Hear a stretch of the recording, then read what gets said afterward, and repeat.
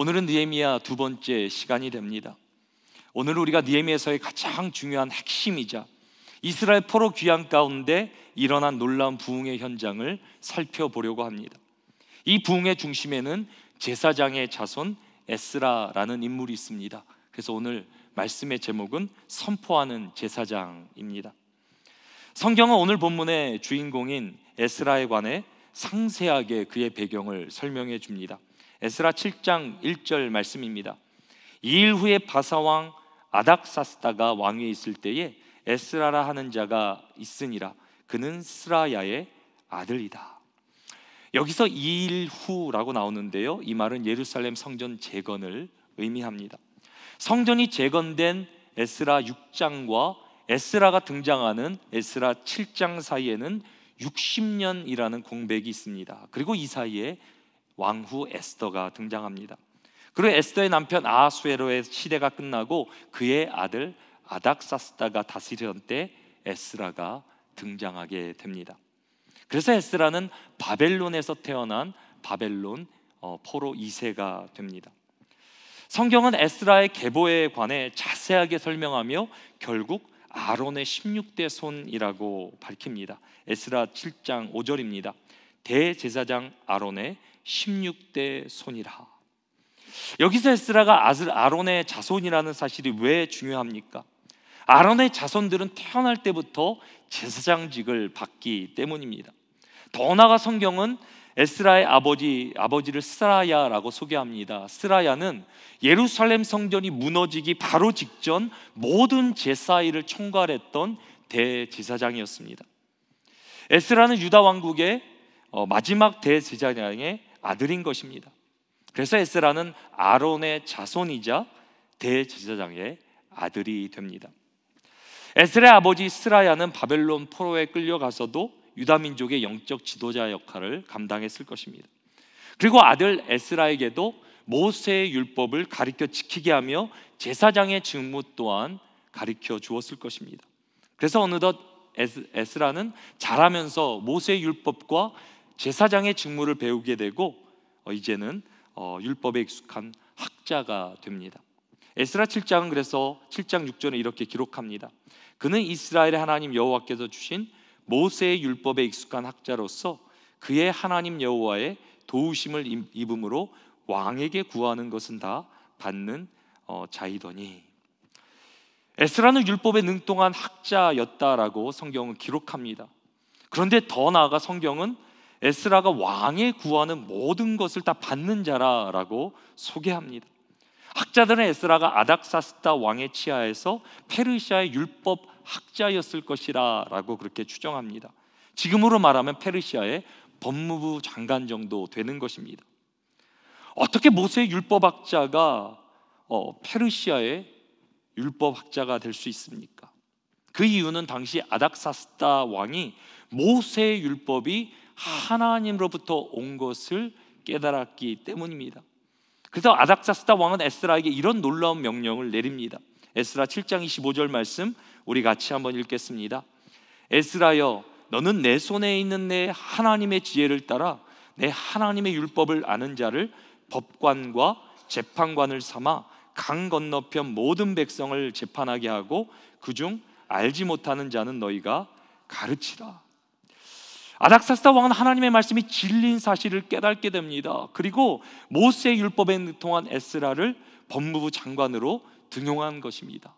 그리고 하나님의 지혜를 가지고 하나님의 말씀을 가르치라라고까지 그렇게 명령을 내립니다. 성경이 무엇입니까? 성경은 그저 인간의 지식을 담을 책이 아니라 살아있는 하나님의 말씀임을 믿으시기 바랍니다. 지금도 이런 일들이 우리 가운데 일어나고 있습니다. 특별히 최근에 어떤 일이 일어납니까? 일론 머스크라는 사람이 있는데 이 시대 가운데 가장 뛰어난 가장 부유한 사람입니다. 그런데 세상을 쫓아 살다 어떤 일이 벌어집니까? 자신의 아들이 딸로 성전환을 하는 그런 사건이 벌어지게 되고 알렉산더가 한순간 제나라는 딸이 되어버립니다. 그 사실에 충격을 받고 어떻게 됩니까? 이제는 하나님 말씀 성경을 믿는 사람이 되었습니다. 자신은 아직 신을 믿지는 않지만 자신을 뭐라고 말하냐면 자신은 문화적 크리스찬, cultural 크리스찬이라고 자신을 말하며 자신은 예수님의 가르침을 존경한다, 성경을 따른다라고 말합니다. 세상을 쫓아 살았던 세상이 아니라는 것입니다. 실제적으로 내 삶 가운데 세상을 경험했더니 그것이 나를 망하게 만들었다는 것입니다. 그러면서 세상이 하나님의 말씀으로 돌아오는 일이 지금도 일어나고 있습니다. 그리고 이 모든 배후에는 하나님의 도우심이 있음을, 하나님의 역사가 있음을 에스라서는 우리에게 말해주고 있습니다. 그래서 에스라는 율법 학자이자 페르시아의 고위 관원이었습니다. 에스라의 아버지 스라야는 1차 포로 귀환 시에 성전 재건을 위해 스룹바벨과 함께 예루살렘으로 왔습니다. 스라야는 예루살렘으로 떠나면서 바벨론의 포로로 남겨져 있던 유다 민족을 아들 에스라의 손에 맡겼을 것입니다. 그리고 어느덧 성전이 재건된 지 60년이라는 세월이 흐르게 됩니다. 1차 포로 귀환을 이끌었던 스룹바벨도 대제사장이었던 스리야도 예루살렘에서 세상을 떠나게 되었을 것입니다. 예루살렘의 성전은 재건되었지만 이제 예루살렘의 유다 민족을 말씀으로 이끌어줄 영적 지도자가 없었습니다. 그런 상황을 에스라가 듣게 되고 하나님의 특별한 부르심을 받게 됩니다. 에스라 7장 10절입니다. 에스라가 여호와의 율법을 연구하여 준행하며 율례와 규례를 이스라엘에게 가르치기로 결심하였었더라. 여기 이스라엘이란 예루살렘에 귀환한 이스라엘을 의미합니다.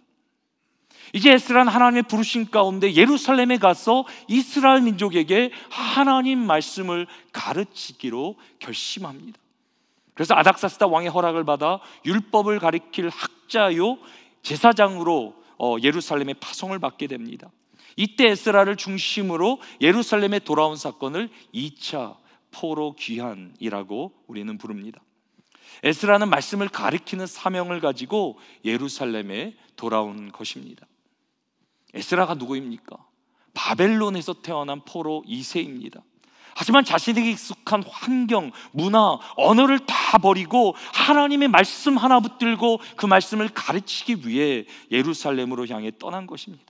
그런 에스라의 소망이 무엇입니까? 오직 하나님의 말씀이 자신의 민족을 회복시킬 것이라는 소망입니다. 아무리 힘들거렸고 어려운 위기에 봉착해 있을지라도 하나님 말씀만 붙들면, 하나님 말씀에만 순종하면 자신의 민족이 회복될 것이라는 소망입니다. 이것을 위해 에스라는 모든 것을 내려놓고 희생하고 예루살렘으로 떠나게 됩니다. 사랑하는 성도 여러분, 오늘도 우리가 하나님 말씀을 듣기 위해 이 자리에 모였는데 이 하나님 말씀은 무엇입니까? 하나님 말씀 우리의 삶을 회복시키는 능력인 줄 믿으시기 바랍니다. 더 나아가 우리의 삶을 회복시키는 것을 넘어 우리 나라와 민족과 열방을 살리는 구원의 능력인 줄 믿으시기 바랍니다. 하나님 말씀은 회복의 능력입니다. 이것이 오늘 말씀의 키포인트가 됩니다. 우리 함께 믿음으로 선포하십니다. 하나님 말씀은 회복의 능력입니다. 이제 에스라는 하나님의 부르심을 받아 사명을 감당하기 위해 예루살렘에 오게 됩니다. 그런데 이스라엘 민족들, 유다 민족들의 영적 상태는 생각한 것보다 훨씬 더 심각했습니다. 그 당시 유다 민족의 가장 큰 문제가 무엇입니까? 말씀이 없는 것입니다. 말씀의 부재로 인해 신앙의 경계가 사라진 것입니다. 유다 민족을 그토록 하나님께서 증오하시고 막으셨던 가나안 민족과 결혼하며 그들의 우상을 숭배하기 시작합니다.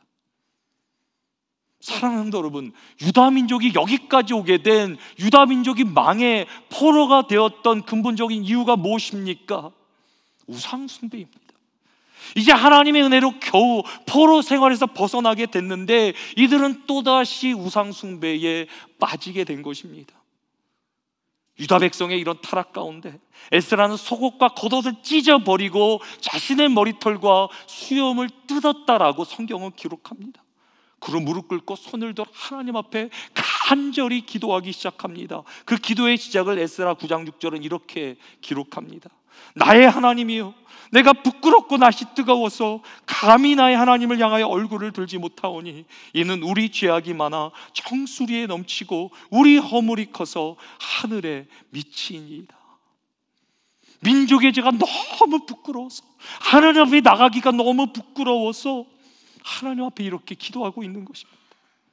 하나님 우상 숭배로 타락해 포로로 끌려간 유다 민족을 끝까지 사랑하시고 포기하지 않으시고 여기까지 인도하셨는데, 아직도 유다 백성은 자신들의 죄를 깨닫지 못하고 하나님을 찾지 않고 가나안의 우상을 숭배하고 있는 것입니다.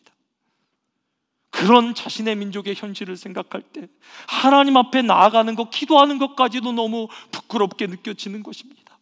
하지만 에스라는 자신의 민족을 위해 기도하는 것, 중보하는 것을 멈추지 않습니다. 식음을 전폐하며 생명을 걸고 기도하며 이제 그들에게 하나님 말씀을 전하기 시작합니다. 에스라 10장 11절 말씀 우리 같이 한번 읽겠습니다. 이제 너희 조상들의 하나님 앞에서 죄를 자복하고 그의 뜻대로 행하여 그 지방 사람들과 이방 여인을 끊어버리라. 이제 에스라는 뭐라고 유다 민족들에게 말합니까? 이미 이방인과 결혼한 가정을 향해 이방인 여인을 내보내라는 심각한 그런 명령을 선포합니다. 이 중에는 결혼해서 이미 자녀를 낳은 가정도 있을 것입니다. 이 요구가, 이 명령이 지금의 상황 가운데도 너무 심한 요구같이 보일 수도 있습니다. 하지만 에스라는 하나님의 말씀을 가감없이 그대로 그냥 선포합니다. 그리고 유다 민족은 살아있는 하나님의 말씀 앞에 회개하며 순종하기로 결단합니다. 제사장들 중에 이방인과 결혼한 자들은 죄를 회개하며 이방인 아내를 내보내기로 맹세합니다. 이것이 말처럼 쉬운 일이겠습니까?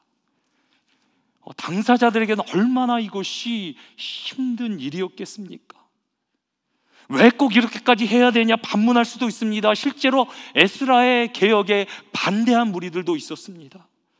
하지만 대부분의 유다 민족은 하나님 말씀 앞에 철저하게 회개로 나아갑니다. 그리고 이 믿음을 토대로, 이 말씀의 회개와 순종을 토대로 느헤미야 8장의 부흥이 일어나는 것입니다. 에스라의 생명으로 말씀 선포와 그 말씀을 향한 유다 백성의 헌신이 빚어낸 것이 바로 오늘 본문 느헤미야 8장의 부흥인 것입니다. 하지만 아직 이때는 예루살렘 성벽이 보수되기 전이었기 때문에 외부의 침략도 잦았고 반대 세력의 방해도 만만치 않았습니다. 그리고 쉽게 유다 백성의 각성도 쉽게 이루어지지 않았습니다. 13년이라는 기간이 흘러가면서 에스라는 묵묵히 말씀을 선포하며 자신에게 주어진 사명을 감당해냅니다. 그리고 이때 13년이 흐른 그때 하나님은 하나냐라는 사람을 부르십니다. 하나냐는 예루살렘의 회복을 꿈꾸며 학사 에스라와 함께 예루살렘에 온 사람입니다. 하나는 귀환한 지 13년 만에 페르시아로 돌아가 자신의 형을 만나게 됩니다. 하나냐의 형이 누구입니까? 바로 느헤미야입니다. 페르시아의 술관장 느헤미야는 동생을 통해 예루살렘이 어렵다라는 상황을 듣게 된 후 왕의 허락을 받아 예루살렘의 총독으로 귀환하게 됩니다. 그리고 느헤미야라는 한 인물을 통해 무려 13년간 방해 세력들로 인해 무너졌던 성벽 재건이 52일 만에 완공되는 기적이 일어나게 됩니다. 이제 유다 백성은 성벽 재건의 기적을 통해 살아있는 하나님을 경험하게 되고 그분의 말씀은 놀라운 회복의 능력으로 나타나게 됩니다. 그리고 오늘 본문은 말씀을 통해 우리의 삶 가운데 회복되어지는 중요한 세 가지를 우리에게 가르쳐주고 있는데요, 그 첫 번째는 바로 하나님을 아는 지식입니다. 우리는 먼저 말씀을 통해 하나님을 아는 지식을 회복해야 합니다. 이것이 첫 번째 포인트인데요, 우리 같이 한번 믿음으로 고백하십니다. 말씀을 통해 하나님을 아는 지식을 회복해야 합니다. 이제 느헤미야 8장 1절 말씀 우리 같이 한번 읽겠습니다. 이스라엘 자손이 자기들의 성읍에 거주하였더니 일곱째 달에 이르러 모든 백성이 일제히 수문 앞 광장에 모여 학사 에스라에게 여호와께서 이스라엘에게 명령하신 모세의 율법을 가져오기를 청하매. 이제 성벽이 재건되고 일곱째 달이 되어 모든 유다 백성들이 예루살렘에 모이게 되었다고 성경은 기록합니다. 이 일곱째 달이란 유다 민족에게 무슨 의미가 있습니까? 일곱째 달은 초막절이 있는 달이 됩니다. 초막절은 유월절, 오순절과 함께 이스라엘의 3대 절기가 됩니다. 그리고 이스라엘 남자들은 이 절기가 되면 모두 빠짐없이 예루살렘으로 모여야 됩니다. 그리고 3대 절기를 둘러싼 작은 절기들도 있습니다. 특별히 초막절이 있는 7월 1일은 나팔절로 지키게 되고 10일은 속죄일로 지키게 됩니다. 그리고 바벨론 포로 시대부터는 유대인들이 7월 1일 이 나팔절을 로시 하샤나라고 해서 한 해의 시작, 새해로 지키기 시작합니다. 오늘 본문의 유다 백성들은 새해 첫날 나팔절에 예루살렘에 모이게 된 것입니다. 그리고 새해 첫날 유다 민족들은 예루살렘 수문 앞 광장에 모여 학사 에스라에게 무엇을 요구합니까? 말씀을 읽어달라고 요구합니다. 원래 이스라엘 3대 절기에는 남자들만 참석하는 것이 일반적인데 이때는 달랐습니다. 느헤미야 8장 3절은 이때 상황을 이렇게 기록합니다. 수문 앞 광장에서 새벽부터 정오까지 남자나 여자나 알아들을 만한 모든 사람 앞에서 읽음에 뭇백성이 그 율법책에 귀를 기울였다. 이날은 여느 나팔절과는 다르게 남자, 여자, 어른, 어린아이 할 것 없이 다 모이게 됩니다. 이들이 모인 이유는 단 한 가지입니다. 하나님의 말씀에 귀를 기울이기 위해 다 모이게 된 것입니다. 에스라가 이들 앞에서 엄청난 설교를 한 것도 아닙니다. 그저 하나님의 말씀을 읽어준 것뿐입니다. 지금 같은 마이크가 있었겠습니까? 영상 장비가 있었겠습니까? 아무것도 없었습니다. 그리고 그 당시 모세의 율법은 히브리서로 되어 있고 많은 그 당시 사람들은 바벨론 포로기를 거치며 아람어라는 언어를 사용했습니다. 그래서 에스라는 레위 사람들을 통해 그들이 알아들을 수 있는 아람어로 통역을 해주었어야 됩니다. 한번 이때를 한번 상상해 보시기 바랍니다. 본문의 유다 백성들은 설교 한 편 잘 준비된 것을 듣는 것도 아니고 그저 성경을 읽고 있는 것을 듣고 있습니다. 수만 명이 모여있기 때문에 잘 들리지도 않았을 것입니다. 통역이 없으면 알아듣지 못하는 사람들도 대부분이었을 것입니다. 그럼에도 불구하고 유다 백성들은 하나님 말씀 앞에 서서 그 말씀을 간절히 사모하며 청종하고 있는 것입니다. 그리고 그 말씀을 사모하는 그 심령 가운데 놀라운 회복의 역사가 일어나기 시작합니다. 오늘 본문 9절 말씀 우리 같이 한번 읽어보겠습니다. 백성이 율법의 말씀을 듣고 다 우는지라. 백성이 에스라가 선포하는 그 말씀을 듣고 다 울기 시작한 것입니다. 울음을 주체할 수 없어서 모든 사람이 울기 시작하는데 더 이상 집회가 이어질 수 없을 정도로 사람들이 다 울기 시작합니다. 사랑하는 여러분, 그렇다면 본문의 유다 백성들은 왜 이 말씀에 반응하며 울기 시작한 것입니까? 이들은 말씀의 성취를 경험했기 때문입니다. 하나님께서 말씀하신 대로 그대로 하나님 바벨론 포로에서 해방되었습니다. 말씀하신 그대로 성전이 건축되었고 이제는 말씀하신 대로 도시가 성벽이 건축되면서 회복되어졌습니다. 더 이상 하나님의 말씀이 지식이 아니라 과거의 사건이 아니라 내 삶 가운데 살아 역사하시는 말씀으로 내 안에 성취된 것입니다. 그러니 어찌 말씀에 반응하지 않을 수 있겠습니까? 사랑하는 성도 여러분, 우리에게도 이 말씀이 살아있는 말씀, 오늘도 우리의 삶 가운데 능력으로 경험되는 말씀이 되기를 주님의 이름으로 축원합니다. 저를 따라 한번 믿음으로 고백하십니다. 너는 내게 부르짖으라.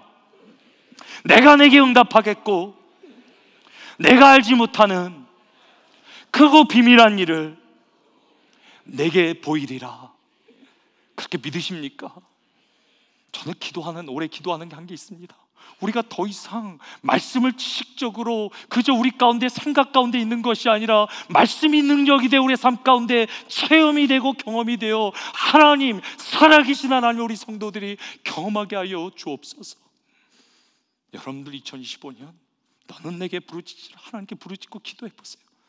우리가 이제까지 상상할 수도 없고 계획할 수도 없던 크고 비밀한 역사로 우리 가운데 하나님께서 응답해 주실 줄 믿습니다. 말씀을 그저 지식이 아니라, 과거의 사건이 아니라 지금도 우리 안에 살아있는 말씀으로 받는다면 오늘 이 느헤미야의 사건 우리 가운데 또 재현될 수 있습니다. 말씀의 성취를 삶으로 실제적으로 경험하자 하나님 말씀이 나에게 주시는 말씀으로 들리기 시작합니다. 선포되는 말씀을 또 하나님께 나를 얼마나 사랑하시는지 하나님의 사랑이 깨달아지고, 내가 그 하나님께 얼마나 범죄한 타락했는지 나의 죄악이 또한 깨달아지게 되고, 그럼에도 불구하고 나를 끝까지 붙드시고 나를 포기하지 않으시는 하나님의 은혜, 그 은혜가 나의 은혜로 깨달아지기 시작합니다. 말씀을 통해 하나님을 아는 지식이 회복된 것입니다. 제가 때로 말씀을 전하는데 저에게 이렇게 말씀해 주시는 분들이 계세요. 목사님, 오늘 목사님이 다 나에게 하시는 말씀 같습니다. 어떻게 저에게 이렇게 꼭 필요한 말씀만 하십니까, 목사님? 제가 어떻게 여러분들의 상황을, 문제를 다 알 수 있겠습니까? 근데 우리의 모든 상황을 감찰하시는, 깊은 곳까지도 아시는 분이 계십니다. 그분은 우리 살아계신 하나님이십니다. 그분께서 지금도 우리 가운데 살아 역사하시며 말씀하시는 줄 믿으시기 바랍니다. 성령 하나님께서 우리 마음판 가운데 하나님의 말씀을 적어 새겨주시는 줄 믿으시기 바랍니다. 선포되는 말씀을 통해 우리는 하나님의 음성을 들어야 되고 그분을 만나야 됩니다. 말씀을 통해 하나님을 아는 지식이 회복돼야 됩니다. 이제 말씀을 통해 회복돼야 되는 두 번째는 기쁨입니다. 우리는 말씀을 통해 하나님 안에서 누리는 기쁨을 회복해야 합니다. 우리 같이 한번 두 번째 포인트, 믿음으로 고백하십니다. 말씀을 통해 하나님 안에 누리는 기쁨을 회복해야 합니다. 아멘. 이제 하나님 말씀에 반응하며 울며 회개하는 유다 백성을 바라보며 에스라는 얼마나 감격과 감사가 넘쳤겠습니까? 이날만이 오기를 꿈꾸며 에스라는 자신의 모든 것을 포기한 것입니다. 13년이라는 긴 세월을 묵묵하게 사명을 감당하며 말씀을 가르쳤습니다. 이제 에스라는 하나님 앞에 통회하며 회개하는 유다 백성들을 향해 더 이상 슬퍼하지 말라고, 울지 말라고 전합니다. 오늘은 하나님의 거룩한 날이라고 선포합니다. 그리고 이제 유다 백성들은 이런 놀라운 믿음의 선포로 나아갑니다. 느헤미야 8장 10절 말씀 우리 함께 믿음으로 선포하십니다. 이날은 우리 주의 성일이니 근심하지 말라. 여호와로 인하여 기뻐하는 것이 너희의 힘이니라. 근심하지 말라. 어떤 상황일지라도, 어떤 문제가 우리 앞에 놓여 있을지라도 근심하지 말라. 하나님이 우리와 함께 하신다. 그분이 우리와 역사하신다. 여호와로 인하여 기뻐하는 것이 너희의 힘이니라. 그렇게 믿으십니까? 오늘도 예배 가운데 하나님께서 우리와 함께 하시며 우리의 모든 마음을, 삶을 하십니다. 그리고 하나님을 기뻐하는 것이 우리의 힘이라라고 성경은 말합니다. 우리 하나님은 어떤 분이십니까? 모든 만물을 창조하신 분이십니다. 지금도 역사를 주관하시며 우리의 삶을 붙들고 인도하시는 분이십니다. 하나님 우리를 택하시고 부르시고 그것뿐만이 아니라 자신의 독생자 예수 그리스도까지 아낌없이 우리에게 주신 분이라고 성경은 분명히 말해주고 있습니다. 그 하나님의 놀라운 은혜를 깨달은 사도 바울은 로마서 8장 31절 32절에서 이렇게 고백합니다. 그런즉 이 일에 대하여 우리가 무슨 말하리요? 만일 하나님이 우리를 위하시면 누가 우리를 대적하리요? 우리 32절 같이 읽겠습니다. 자기 아들을 아끼지 아니하시고 우리 모든 사람을 위하여 내주시니가 어찌 그 아들과 함께 모든 것을 우리에게 주시지 아니하겠느냐? 그렇게 믿으십니까? 할렐루야. 아들까지 아낌없이 주신 그분께서 우리에게 무엇을 아끼시겠습니까? 이것이 복음입니다. 어찌 하나님께서 우리의 삶을 책임지시며 인도하지 않으시겠습니까? 그래서 우리 하나님을 뭐라고 부릅니까? 아버지라고 부릅니다. 그 하나님 아버지를 기뻐하는 행위를 우리는 예배라고 우리는 부릅니다. 시간에 하나님을 향해 우리의 마음을 다해 예배하며 기쁨으로 함께 나아갔으면 좋겠습니다. 시간에 찬양하라 내 영혼아, 찬양하라 내 영혼아 깨어 하나님을 찬양하며 하나님을 기뻐할지어다. 하나님을 기뻐하는 그 힘이라 그랬는데 오늘 이 시간 하나님을 예배하는 것 가운데 하나님의 능력을 임하게 해달라고 우리 믿음으로 함께 찬양하십니다. 찬양하라 내 영혼아. 찬양하라 내 영혼아. 찬양하라 내 영혼아. 내 속에 있는 것들아 다 찬양. 기뻐하라 내 영혼아. 기뻐하라 내 영혼아. 기뻐하라 내 영혼아. 내 속에 있는 것들아 다 기뻐하라.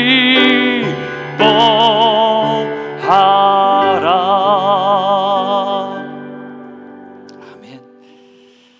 이번 한 주 혹시 삶이 힘드시거나 우울해지실 때 이 찬양 한번 불러보시기 바랍니다.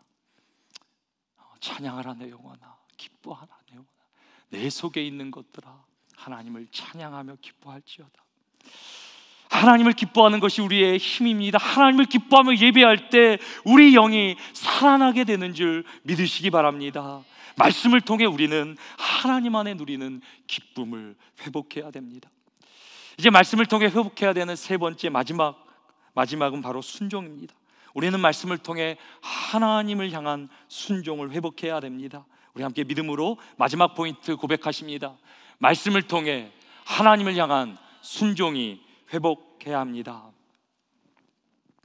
이제 말씀의 부흥이 일어난 그 다음 날이 되었습니다. 그런데 말씀을 통해 하나님을 아는 지식과 기쁨으로 충만한 유다 백성들은 가만히 있을 수 없었습니다. 하나님의 말씀을 더 알고 싶은 것입니다. 듣고 싶은 것입니다. 그래서 유다 민족의 모든 지도자들이 다시 에스라를 찾아옵니다. 그리고 하나님 말씀에 귀 기울이게 되고 말씀을 통해 초막절에 대한 말씀을 듣게 됩니다. 느헤미야 8장 14절입니다. 율법에 기록된 바를 본즉 여호와께서 모세를 통해 명령하시기를 이스라엘 자손은 일곱째 달 절기에 초막에서 거할지니라 하였고, 초막절의 의미는 무엇입니까? 초막절은 이스라엘 3대 절기 중 가장 큰 절기이자 가장 기쁨이 충만한 절기가 됩니다. 초막절 기간 중 하나님의 백성들 초막을 만들어야 됩니다. 텐트를 만들어 7일 동안 그 안에 머물러야 됩니다. 그리고 40년 광야 가운데 이스라엘과 함께 하신 광야의 하나님을 기억하며 기념해야 됩니다. 광야는 어떤 곳입니까? 우리가 잘 아는 대로 낮에는 뜨겁고 밤에는 차가운 곳입니다. 음식도 물도 구할 수 없는 곳입니다. 하지만 하나님께서는 광야의 이스라엘과 함께 하십니다. 낮에는 구름 기둥으로, 밤에는 불 기둥으로 함께 하시며, 주릴 때는 하늘을 열어 만나러 그들을 먹이시며 반석에 물을 내어 그들의 목마름을 해결하게 하십니다. 초막절은 광야에서 함께 하신 하나님께서 지금도 그들과 함께 하시다는 놀라운 의미를 담고 있습니다. 이제 말씀을 듣고 깨달은 유다 백성들은 어떻게 합니까? 이 말씀에 즉시 순종하기 시작합니다.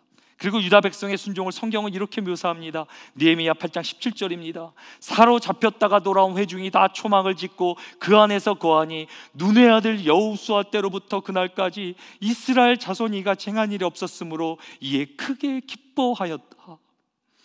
그러나 그 당시 유다 백성이 얼마나 말씀에 충만하고 기뻤던지, 얼마나 말씀에 순종했던지, 여호수아 때로부터 이렇게 말씀을 순종한 적이 없었다라고 성경은 기록합니다. 그리고 자신들의 순종을 기뻐하였다라고 기록하는데요. 그런데 이 순간 누가 가장 기뻐했겠습니까? 하나님께서 이스라엘 백성 가운데 임하시며 그들을 가장 기뻐하시지 않았겠습니까? 사랑하는 성도 여러분, 우리 가운데 이런 놀라운 역사가 동일하게 일어나기를 주님의 이름으로 축원합니다. 우리는 유다 백성보다 더 큰 말씀의 성취를 경험했습니다. 말씀의 성취 되신 예수 그리스도 성전을 성취하시며 우리 가운데 말씀의 성취로 오신 예수 그리스도를 우리는 경험한 거 아닙니까? 더 나아가 하나님께서 약속하신 성령을 보내주셔서 우리가 하나님을 모시는 성전이라고 이제 말씀해 주시는 것 아닙니까? 유다 민족이 하나님께 순종으로 나갔다면 우리 안에는 더 큰 순종이 나타나야 되는 것 아니겠습니까? 우리 안에 말씀을 깨달아짐으로, 하나님을 기뻐함으로 더 큰 순종의 역사가 우리 가운데 일어나게 되기를 주님의 이름으로 축원합니다. 이제 오늘 말씀을 생각하며 크라이스트 커넥션, 우리가 함께 믿음으로 고백하십니다. 하나님의 백성들은 그분의 말씀에 반응하여 자신들의 죄를 회개하고 율법에 순종하기로 헌신했습니다. 하지만 그들은 순종의 약속을 지키지 못합니다. 하나님의 말씀이신 예수님은 우리의 죄를 사하시고 우리를 의롭다 하시며 마음을 변화시켜 주심으로 하나님에게 순종하게 하십니다. 아멘. 지금도 성령 하나님께서 우리 가운데 말씀을 증거하시며 우리에게 순종하게 하신다라고 성경은 분명히 말해주고 있습니다. 이제 이번 주에 우리가 적용할 수 있는 두 가지 포인트 함께 나누기를 원합니다. 우리 유다 민족이 하나님을 기뻐한 것처럼 우리 또한 이번 한 주 하나님만을 기뻐해야 될 줄로 믿습니다. 여러분들은 한 주를 시작하며 무엇을 기대하십니까? 무엇을 기뻐하십니까? 하나님이 우리와 함께 하신다는 사실, 모든 것을 창조하시고 다스리는 그분께서 나의 아버지 되는다는 사실이 우리 가운데 기쁨으로 다가오지 않습니까? 하나님 우리보다 먼저 가시고 우리를 위해 일하시며 싸우시며 우리를 인도해 주시는 분이십니다. 광야에 이스라엘을 인도하신 하나님께서는 우리 인생의 광야 가운데 아무리 힘들고 어렵고 척박한 그 땅에서도 하나님 우리와 함께 하시며 우리에게 필요한 모든 것들을 공급해 주시는 분임을 믿으시기 바랍니다. 하나님을 기뻐하는 것, 하나님을 예배하는 것, 그것이 우리의 가장 큰 힘이라고 성경은 말해주고 있습니다. 우리는 하나님을 기뻐함과 동시에 이번 한 주 하나님 말씀을 우리는 기쁨으로 순종해야 합니다. 누가 순종할 수 있습니까? 누가 말씀에 순종할 수 있습니까? 하나님의 말씀을 정말 믿는 사람만이 그 말씀을 순종할 수 있습니다. 오늘 본문의 유다 백성은 통혼하지 말라는 말씀 그대로 순종합니다. 초막절을 지키라는 말씀 그대로 순종합니다. 이번 한 주 우리가 순종해야 되는 하나님의 말씀은 무엇입니까? 혹시 말씀의 순종이 부담으로 다가오지는 않습니까? 손해 볼 것 같다 생각되지는 않습니까? 하나님의 말씀에 믿음으로 순종하고 기쁨으로 순종하는 사람은 하나님의 살아계심을, 그분의 기적을 보게 될 줄 믿으시기 바랍니다. 아들까지 주셨는데 그분이 우리를 손해보게 하시겠습니까? 우리가 하나님께 믿음으로 나아갈 때 하나님이 우리를 기뻐하시며 하나님의 놀라운 기적을, 그분의 역사를 우리 모두가 보게 될 줄로 믿습니다. 우리가 하나님을 인정할 때 그분도 우리를 인정해 주실 것입니다. 혹시 우리의 삶 가운데, 우리의 삶의 가정 가운데, 비즈니스 가운데, 또 나의 재정, 나의 삶의 영역 가운데 하나님께 온전하게 순종하지 못하는 부분이 있습니까? 그렇다면 하나님께 믿음으로 나아가시기 바랍니다. 점점 우리는 복잡해지고 정말 앞을 알지 못하는 미래를 우리는 살아가게 되는데요, 이때 우리는 무엇을 붙들겠습니까? 살아계신 영원한 하나님 말씀을 붙들고 순종하며 나아갈 때 세상이 알지 못하는 하나님의 놀라운 크고 비밀한 역사가 우리 가운데 주어질 줄로 믿으시기 바랍니다. 사랑하는 성도 여러분, 이번 한 주 말씀을 통해 하나님을 아는 지식과 기쁨과 순종이 회복되므로 하나님이 우리의 삶을 기뻐하시며 우리 삶 가운데 놀라운 기적과 부흥으로 함께 하시기를 주님의 이름으로 축원합니다.